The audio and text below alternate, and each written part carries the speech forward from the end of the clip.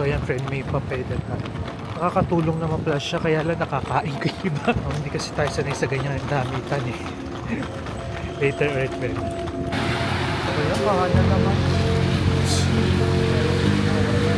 Parang lumusok ka din pala sa baha dito friend pag natunaw yung yen.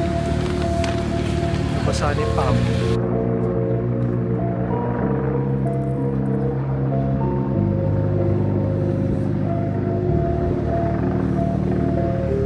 Meron ngayon ditong parang flea market. First is What's this? grilled meat. Usok-usok pa, di ba? Grilled meat. Try it first.